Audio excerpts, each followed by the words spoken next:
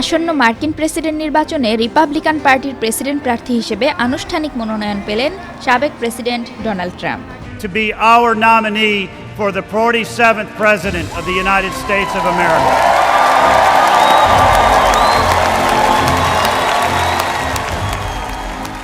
Vice president হিসেবে Ohio অঙ্গরাজ্যের senator JD ভ্যান্সের নাম ঘোষণা করেছেন তিনি।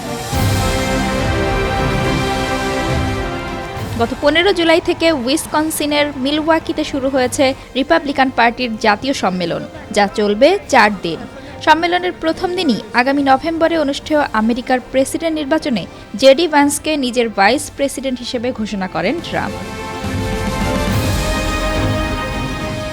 4 দিনব্যাপী ওই সম্মেলনে প্রেসিডেন্ট নির্বাচনে যুক্তরাষ্ট্রের সাবেক এই প্রেসিডেন্টকে আনুষ্ঠানিকভাবে দলের প্রেসিডেন্ট প্রার্থী হিসেবে মনোনয়ন দিয়েছে রিপাবলিকান পার্টি। যদিও রিপাবলিকান দলের 2000-এরও বেশি প্রতিনিধির সমর্থন নিয়ে এই পদে আগে থেকেই নিরঙ্কুশভাবে এগিয়েছিলেন ট্রাম্প। ফলে প্রেসিডেন্ট প্রার্থী হিসেবে তার মনোনয়ন পাওয়া ছিল শুধুই আনুষ্ঠানিকতা ও সময়ের ব্যাপার। এদিকে আদর্শগতভাবে ট্রাম্পের মিত্র মনে করা হয় জেডি ভান্সকে।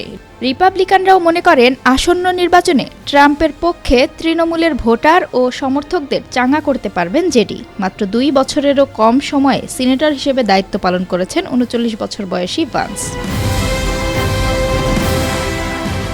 এর আগে গত 13 জুলাই যুক্তরাষ্ট্রের পেনসিলভানিয়ার বাটলার নির্বাচনী প্রচার সভায় যুক্তরাষ্ট্রের সাবেক প্রেসিডেন্ট ডোনাল্ড ট্রাম্পের ওপর গুলি চালানো হয়।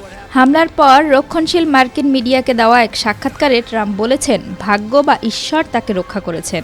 সে সম্পর্কে বলতে গিয়ে ট্রাম্প বলেন, আমার মারা যাওয়ার কথা ছিল, আমার এখানে থাকার কথাই নয়। সবচেয়ে অবিশ্বাস্য ব্যাপার ছিল, আমি আমার মাথা সঠিক সময়ে ঘুরিয়েছিলাম এবং সঠিক পরিমাণে ঘুরাতে পেরেছিলাম।